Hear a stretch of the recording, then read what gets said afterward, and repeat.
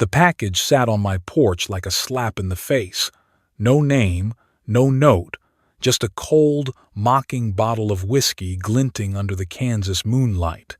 It came on my birthday, a day I'd stopped celebrating years ago, and it screamed betrayal. I've been sober for a decade, doctor's orders after my heart gave out in 2009, yet here was this gift, taunting me, daring me to break my vow. I handed it off to my buddy, a man who's been through hell and back with me, thinking he'd enjoy it. Hours later, the hospital called, their words like a punch to the gut. He's dying. Something in that whiskey's poisoned. Poisoned. My own flesh and blood sent it, knowing it could kill. The rage burns in my chest. But I'm not backing down, and this is the story of how my son tried to bury me. I'm Walter Thompson, but everyone in Hays, Kansas calls me Walt. At 62, I'm a retired Marine, a survivor of Iraq's deserts, now running a small auto shop on the edge of this dusty town. My life's simple: coffee at dawn, grease under my nails, and evenings at the VFW bar, swapping stories with old soldiers under a faded American flag. My wife, Ellen, passed 5 years ago, leaving a hole no engine could fix. My son, Daniel, was my pride, once a Marine recruit with my stubborn jaw and Ellen's sharp eyes. But he quit the Corps after a year, said it wasn't for him. Then came the fight over Ellen's land, 10 acres she loved. I wouldn't sell. He wanted the cash. That was 3 years ago. He stopped calling, stopped showing up for Veterans Day. Silence became our language. Henry Miller, Daniel's father-in-law, is my anchor. A Vietnam vet, he's got a laugh like gravel and hands that rebuilt my porch after a storm. We'd sit at the VFW, him sipping bourbon, me sticking to soda, talking about battles we'd rather forget. When that whiskey bottle showed up on my porch, I knew I couldn't touch it. My heart's too weak for liquor now. So I carried it to Henry at the bar, handed it over with a grin. "Something to warm your bones," I said. He chuckled. "Walt, you're too good to me." I thought I was doing right. Then the hospital called, and my world turned upside down. How could my own son send me death in a bottle? The hospital's fluorescent lights buzzed like a swarm of angry bees, casting a cold glow over the ICU where Henry lay. His face was as pale as the Kansas winter, tubes snaking from his arms to machines that beeped with a rhythm too steady for comfort. I stood by his bed, my boots rooted to the tile, feeling the weight of that whiskey bottle I'd handed him just hours ago. The doctor, a young guy with tired eyes, pulled me aside. "Mr. Thompson, we found traces of a toxin white snake root, a plant-based poison. It's rare, deliberate. Did Henry consume anything unusual?" My throat tightened. "Just the whiskey," I said, my voice low, like I was confessing a sin. "The bottle I gave him." The doctor's eyes narrowed. "We'll need to test it. Where is it now?" I pointed to the bag by Henry's bed where the bottle sat, half empty, its green label mocking me under the sterile light. I drove back to my place in Hays, the 10-mile stretch of Highway 183, feeling longer than a deployment. The night was heavy, the kind of dark that presses against your windshield. At home, I tore through the cardboard box the whiskey came in, my hands shaking as I searched for answers. Under a flap, I found it a small plastic vial, no bigger than a shotgun shell, with a faint dusting of white powder clinging to the inside. My gut twisted. This wasn't some accident. I set the vial on the kitchen counter, next to my coffee mug, and stared at it like it might speak. I'd seen enough in Iraq to know poison doesn't just show up. Someone put it there, and the only name on that package was Daniel's Doody. By morning, the vial was gone. I checked the trash can twice, digging through coffee grounds and old receipts, but it had vanished. My heart pounded, Not from my bad ticker, but from the realization that someone had been in my house. The deadbolt was still locked, the windows latched, but the air felt wrong, like a room rearranged in the dark. I grabbed my phone and called Mike Larson, a buddy from my Marine days who now worked at an old military lab just outside Fort Hays. Mike's the kind of guy who could sniff out C4-inch a sandstorm. "Walt, you sound like hell," he said when he picked up. "I need you to test something," I replied, my voice steady despite the storm in my chest. "A whiskey sample." I kept a splash from the bottle before I gave it to Henry. I met Mike at the lab, a squat concrete building off Route 40, surrounded by rusted barbed wire and prairie grass. The place smelled like chemicals and regret.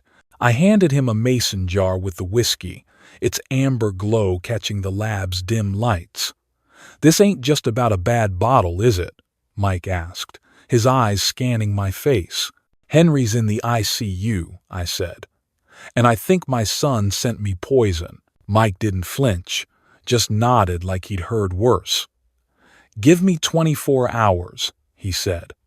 "But Walt, if this is what you think, you're in deeper than you know." Back home, I sat at my kitchen table, the clock ticking louder than a mortar round.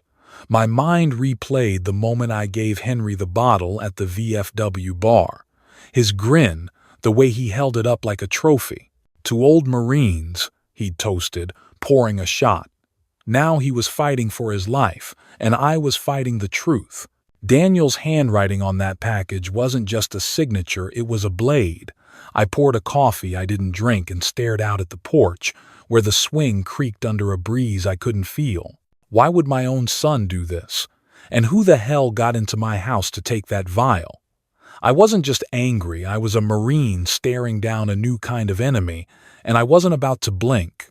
The Kansas sun was sinking low, painting the sky over haze in shades of blood and fire as I sat in my truck, gripping the phone like it was a live grenade. I'd been avoiding this call all day, but the image of Henry's pale face in the ICU, the missing vial, and Mike's warning about the poison pushed me to the edge. I dialed Daniel's number, my son, the boy I'd raised to salute the flag and stand tall. The line rang twice before his voice cut through, smooth as a blade but sharp with something I couldn't place. "Dad," he said, like we just talked yesterday. "You got my gift?" My jaw tightened, the memory of that whiskey bottle burning in my mind. "Yeah, Daniel," I said, keeping my voice steady like I was talking down a hostel in Fallujah. "Real nice bottle. Did you pick it out yourself?" There was a pause, heavy as a 50 cal round. "You didn't drink it, did you?" he asked, his tone shifting, colder now, like he was testing the ice under my feet. "No," I said. "I gave it to Henry. He's in the hospital now, fighting for his life.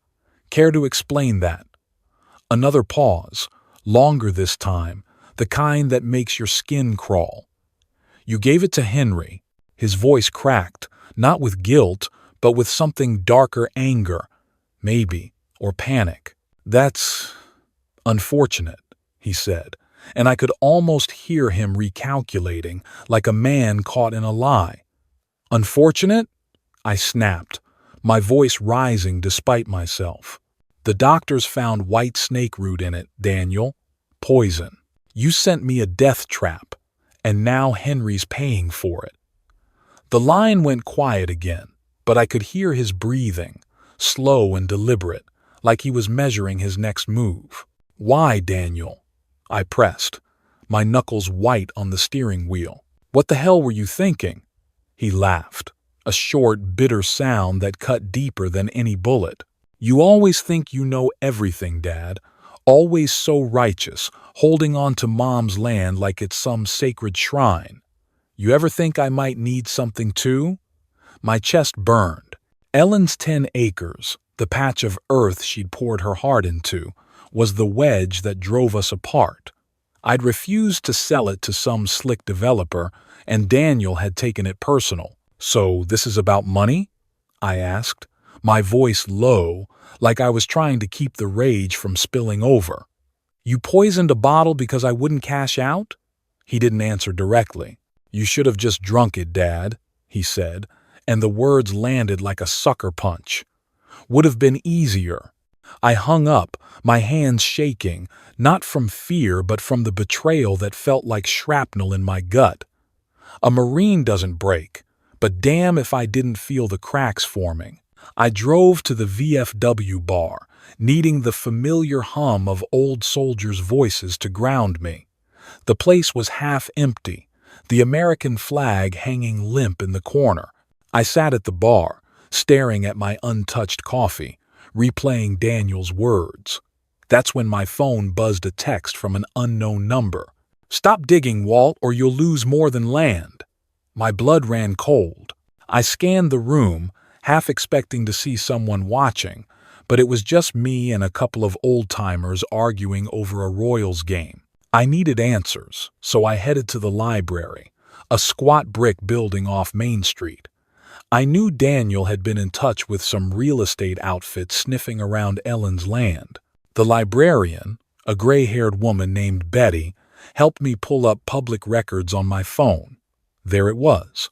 Horizon Properties, a company with a shiny website but a shady reputation. Liens, lawsuits, whispers of strong-arm tactics. Daniel's name wasn't listed, but a subsidiary had been buying up land around Hayes, and Ellen's 10 acres was the last holdout. I leaned back in the chair, the pieces clicking together. Daniel wasn't just angry, he was in deep with people who played dirty. But poison? That was a line I never thought he'd cross. Back home, I checked the deadbolt twice, my old Marine instincts kicking in. The porch swing creaked outside, no wind to explain it. I grabbed my service pistol from the lockbox, not to use it, but to feel its weight, a reminder I could still fight. Daniel's voice echoed in my head, cold and calculated, like he'd forgotten every lesson I taught him about honor. I wasn't just facing my son, I was facing a stranger who knew too much about me. And that text, it wasn't a warning, it was a promise. I sat at the kitchen table, the mason jar of whiskey glowing faintly under the lamp, and knew this was only the beginning. The Kansas night pressed against my windows, heavy and unyielding, as I sat in my darkened kitchen, the mason jar of tainted whiskey glinting like a traitor's promise under the dim bulb. Daniel's words from our call. "You should have just drunk it, Dad," cut deeper than any shrapnel I'd faced in Iraq. I'd raised him to stand for something, to carry the Marine code of honor, but now he was a stranger, his betrayal a weight heavier than my bad heart could bear. The text from that unknown number, "Stop digging, Walt, or you'll lose more than land," sat on my phone like a loaded gun. I wasn't just fighting for answers. I was fighting to understand how my own son could turn against me. I needed to know more, so I drove out to the old family barn, a weathered structure 3 miles down a dirt road off Highway 183, where Ellen used to keep her gardening tools. Daniel had spent his teenage years there, tinkering with car parts, dreaming of something bigger than Hayes. If he was hiding something, that barn was where I'd find it. The gravel crunched under my tires as I pulled up, the headlights cutting through the dark like a searchlight. Inside, the air smelled of dust and oil, and the floorboards creaked under my boots. I moved a stack of crates in the corner, my hands steady from years of field discipline, and found a metal box tucked beneath a tarp. My breath caught. It was Daniel's, marked with his initials in faded marker. I pried it open, the hinges groaning like they knew what I'd find. Inside was a notebook, its pages worn but filled with Daniel's tight, deliberate handwriting. My eyes scanned the entries, each one a stab to the gut. George, 0.5 ounce, 2 week, no effect. George, 1 ounce, collapse at 2 hours. George, my old friend, a Desert Storm vet who died last year at the VFW bar, clutching his chest after a drink. We'd called it a heart attack, toasted his memory, and moved on. But here, in Daniel's own words, was the truth. George wasn't a victim of bad luck. He was a test. My knees buckled, and I sank to the barn floor, the notebook trembling in my hands. My son hadn't just targeted me, he'd practiced on another Marine, a man who'd stood shoulder to shoulder with me at a dozen memorials. I drove to the VFW bar, the notebook burning a hole in the passenger seat. The place was quiet, just a few regulars nursing beers under the glow of a neon Coors sign.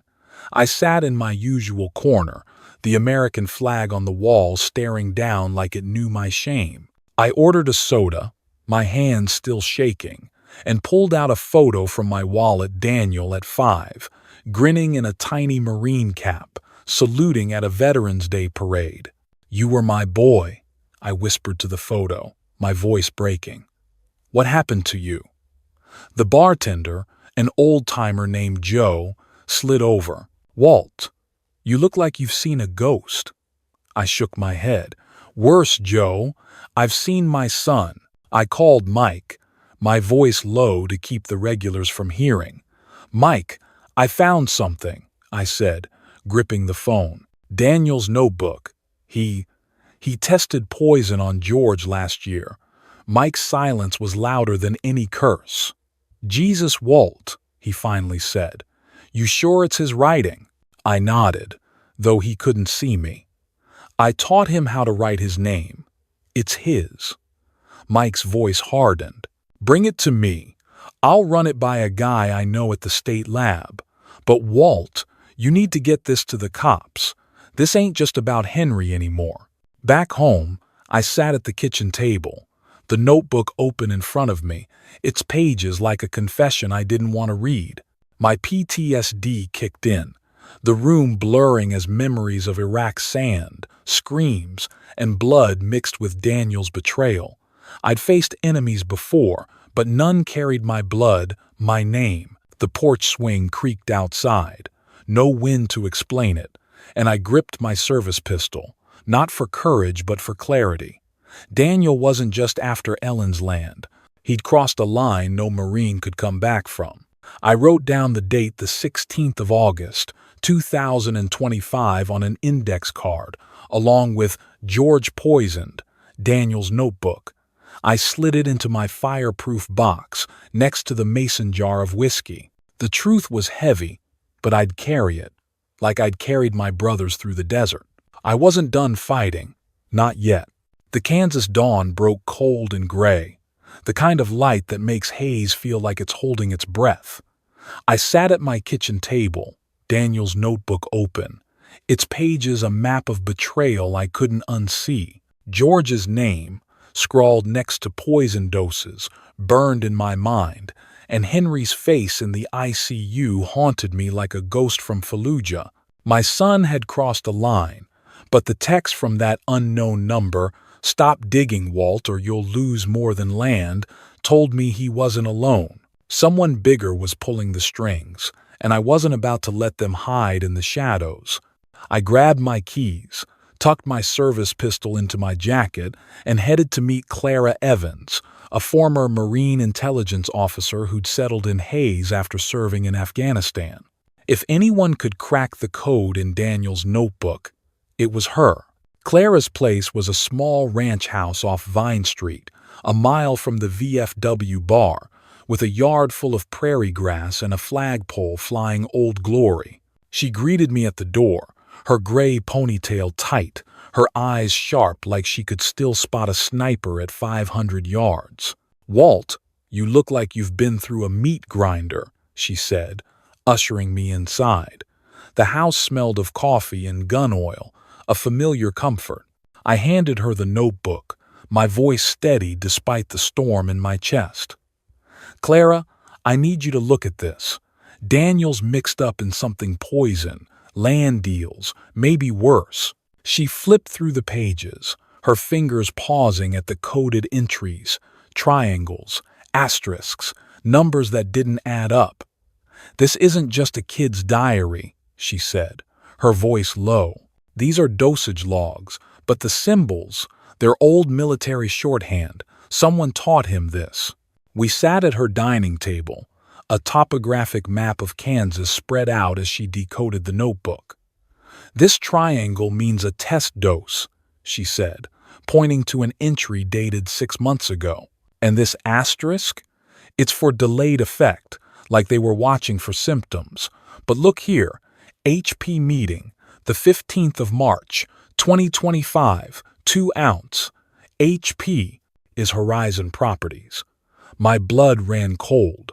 The real estate company I'd found in the library records, the one circling Ellen's 10 acres like vultures. Clara's eyes met mine. "Walt, this isn't just about your land. Horizon's been buying up half the county, strong-arming folks with dirty money. I heard rumors they've got ex-military muscle running their game." I leaned back, the pieces clicking like a rifle bolt. Daniel wasn't just greedy, he was a pawn in a machine. That night, my phone buzzed, the screen lighting up with a video from an unknown number.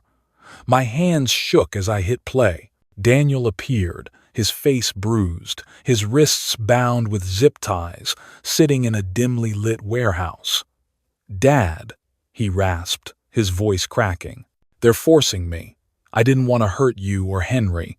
They'll kill me if I don't follow through." The video cut off, leaving me staring at a black screen, my heart pounding like artillery fire. Was he a victim or a liar? I couldn't tell anymore, but the fear in his eyes was real. I forwarded the video to Clara, who called me back in under a minute. "Walt, that warehouse, it's the old munitions depot off Route 40 near the abandoned Fort Hays base. I've seen it in satellite images. Horizon uses it for storage, maybe more." I didn't think twice. I grabbed my flashlight and drove the 5 miles to the old depot, a crumbling relic of concrete and rusted steel surrounded by barbed wire. The Kansas night was still, the only sound my boots crunching on gravel. I slipped through a gap in the fence, my marine instincts kicking in. Move low, stay quiet. Inside, the air was thick with dust and the faint tang of chemicals. I swept my flashlight across the space, catching stacks of crates and a glint of metal. Then I heard a low scrape, like a blade on concrete. I spun around, my pistol raised, just as a figure lunged from the shadows. The man was big, his face hidden under a balaclava, a knife flashing in his hand. I dodged, my old combat training snapping into place, and slammed my flashlight into his wrist. He grunted, the knife clattering to the ground, and bolted into the dark. I didn't chase him. My mission wasn't to fight, it was to find Daniel. I searched the warehouse, my pulse hammering, but he wasn't there. Instead, I found a crate marked HP, filled with vials like the one that vanished from my trash. My stomach churned. This was bigger than Daniel, bigger than me. I snapped photos with my phone and sent them to Clara. "Get these to the sheriff," I texted. "I'm not letting these bastards hide." Back in my truck, I gripped the wheel, the weight of Daniel's video and the attacker's knife pressing down. Horizon Properties wasn't just a company, they were a syndicate, and my son was caught in their web. I wasn't sure if I could save him, but I'd be damned if I didn't try. The Kansas night was a black void, the kind that swallows sound and hope, as I sped toward the old munitions depot off Route 40. My truck's headlights sliced through the darkness, the 5-mile drive from Hays feeling like a march to war. Daniel's video played on a loop in my mind, his bruised face, his desperate voice. "They're forcing me, Dad." But his notebook, with its cold calculations of poison doses for George and Henry, told a different story. My son was no innocent, but he was still my son, and I'd be damned if I let Horizon Properties bury him in their filth. My service pistol sat heavy in my jacket, a Marine's last resort, and my heart pounded not from fear, but from the weight of what I might have to do. Clara's text had confirmed the warehouse's location, and I knew this was my last chance to face the truth. I parked a quarter-mile out, cutting the engine to avoid drawing eyes. The depot loomed ahead, a concrete skeleton under the stars, its rusted gates creaking in the wind. I moved low, my boots silent on the gravel, every step a throwback to Iraq's dusty alleys. Inside, the air was thick with the stench of oil and decay. My flashlight caught a faint glow in the far corner, a flickering bulb above a metal door. I edged closer, my pulse hammering like artillery fire, and pushed the door open. There he was, Daniel, slumped in a chair, wrists zip-tied, his face a mess of cuts and bruises. "Dad," he gasped, his eyes wide with fear or relief, I couldn't tell which. "You shouldn't be here." Before I could cut him free, a shadow moved behind me. I spun, my pistol raised, and faced a man I recognized from VFW stories, Ray Carver, a former Army Ranger gone rogue, now Horizon's muscle. His eyes were cold, his frame hulking in a black tactical vest, a blade glinting in his hand. "You're persistent, Walt," he said, his voice low, like gravel under boots. "But you're out of your depth." I kept my aim steady, my Marine training locking my nerves in place. "Let my son go, Ray," I said. "This ends tonight." He smirked, stepping closer. "Your boy made his choice. He mixed the poison, not us. Wanted that land money bad enough to kill for it." Daniel's voice broke through, raw and desperate. "Dad, I didn't want to hurt you. They said they'd ruin me if I didn't follow through. Horizon's got people everywhere." I didn't look at him, my eyes fixed on Ray. "You're a Marine, Walt," Ray taunted, circling me like a wolf. "You know how this works. Loyalty's a lie when money's on the table." My grip tightened. "Semper Fi means something to me," I said. "Not to you." He lunged, his knife flashing. I sidestepped, slamming my elbow into his jaw, my old combat skills roaring back. The warehouse echoed with our grunts as we grappled, my flashlight clattering to the ground. I drove my knee into his gut, then smashed my pistol's butt against his temple. Ray crumpled, out cold. I cut Daniel's zip ties, pulling him to his feet. His eyes were wet, his voice shaking. "Dad, I'm sorry. I thought if I got the land money I could start over. I didn't mean for Henry." I grabbed his shoulders, my voice hard. "You poisoned a Marine, Daniel. You poisoned George. You almost killed me." He flinched, tears streaming. "I just wanted you to forgive me, to see me." My chest ached, the father in me warring with the soldier. I wanted to hold him, but the truth was heavier than love. "You made your choice," I said, my voice cracking. "Now I'm making mine." I dragged Ray's unconscious body to a corner, binding his wrists with his own zip ties. Then I called Clara. "I've got Daniel," I said, my breath ragged. "And Ray Carver. Send the sheriff to the depot now." Clara's voice was calm but urgent. "Walt, get out of there. Horizon's got more guys than Ray." I hung up, pulling Daniel toward the exit. Outside, I shoved him into my truck and drove, the night blurring past. At the edge of haze, I stopped, my hands trembling on the wheel. "You're going to the sheriff," I told Daniel. "You tell them everything, Horizon, the poison, all of it." He nodded, his face pale. "Dad, I just wanted you to be proud." I looked away, the weight of his words cutting deeper than Ray's knife. I drove him to the station, knowing I was saving my son and turning him in. The Hayes Sheriff Station was a low brick building, its neon sign flickering in the Kansas night like a tired heartbeat. I parked my truck under a street lamp, its yellow glow casting long shadows across the lot. Daniel sat beside me, his hands trembling in his lap, his face still bruised from the warehouse ordeal. The weight of what I'd just done, saving my son and turning him in, pressed down on me heavier than any rucksack I'd carried in Iraq. Ray Carver, Horizon's hired muscle, was in cuffs, hauled off by deputies after Clara's call brought them to the old munitions depot. But the victory felt hollow, like a mission completed with too many men lost. Daniel's confession echoed in my head. I thought if I got the land money, I could start over.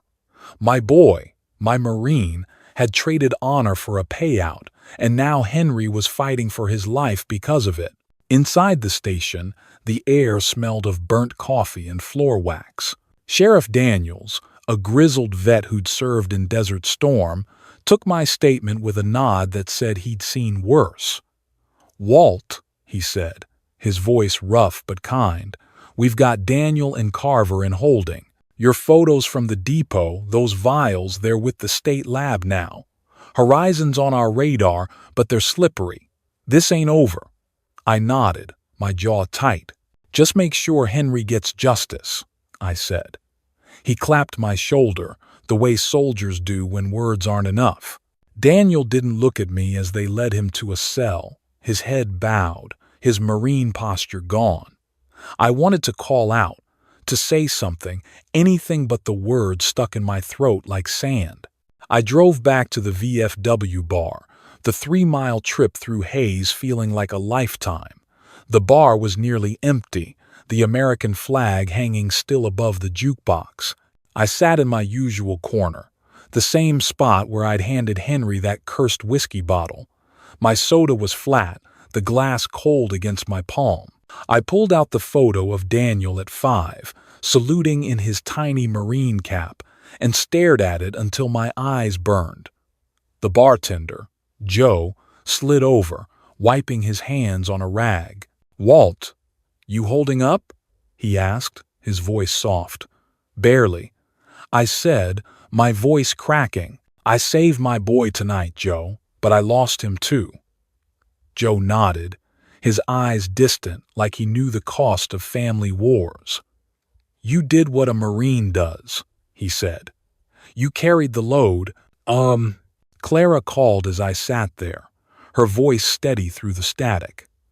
"Walt, the sheriff's raiding Horizon's office in Salina tomorrow," she said. "Your photos and Daniel's notebook are enough for a warrant, but Horizon's got deep pockets, lawyers, connections. They might slip through." I gripped the phone, my knuckles white. "They don't get to walk away," I said. "Not after Henry, not after George." Clara paused, then added, "Daniel's talking. Says Horizon threatened his wife, Ellen's daughter. That's why he played along." My chest tightened. Was he a victim or a liar? The truth was a minefield, and I was too tired to navigate it tonight. Back home, I stood on my porch, the swing creaking in the Kansas wind. The night was quiet, but it wasn't peaceful. Horizon was still out there, their shadow stretching beyond haze, maybe beyond Kansas. Daniel was behind bars, safe for now, but what came next? Would he turn on Horizon, or would they silence him first? I checked the deadbolt, my fingers tracing the new locks I'd installed after the vial vanished. The mason jar of whiskey sat on my kitchen counter, a silent witness to my son's betrayal. I wrote a new index card, the 16th of August, 2025, Daniel in custody, Horizon under investigation, and slid it into my fireproof box. The fight wasn't over, and I wasn't sure I'd ever lay down my rifle. I looked out at the empty street, the stars sharp above the prairie. "What do you think, folks?" I said aloud, my voice steady despite the ache. "Did I do right by turning in my own son? Or should I have fought harder to save him? Comment below. Tell me what you'd do. Like this video, share it with your brothers in arms, and hit subscribe to see how this story ends. Because I've got a feeling Horizon's watching, and they're not done with me yet. The Kansas dawn crept over haze, painting the prairie in soft gold, but my heart felt heavier than the rucksack I carried in Iraq. I stood on my porch, the swing still creaking from last night's wind, and held a chipped coffee mug, its warmth a small anchor in the storm of the past days. Daniel was in a cell, his betrayal carved into my soul like shrapnel. Henry was breathing easier in the hospital, thanks to the doctors, but George's name in that notebook haunted me, a Marine lost to my son's choices. Horizon Properties loomed out there, a faceless enemy still untamed. As a Marine, I'd learned to face fire, to stand when others fell, but nothing prepared me for fighting my own blood. Yet, in the quiet of this morning, I found a truth we cued been carry in our bones. Loyalty isn't just to family or country, it's to the truth, no matter how much it hurts. We've all got our battles, whether it's in the deserts of war or the shadows of home. I learned that forgiving doesn't mean forgetting, it means choosing to carry the scars and keep moving. Daniel's actions broke me, but they didn't break my code. To my brothers in arms watching, I say this: when the truth cuts deep, don't turn away. Face it like you face the line. Hold tight to those who stand by you, like Henry and Clara did for me, and don't let the weight of betrayal steal your fight. Life's a battlefield, and sometimes the enemy's closer than you think, but so is your strength. I'm Walt Thompson, and this is my story. If it hit you, if it made you feel the weight we carry, drop a like. Share your own battles in the comments, I read every one. And subscribe, because this fight's not over, and I'd be honored to have you with me. Semper Fi.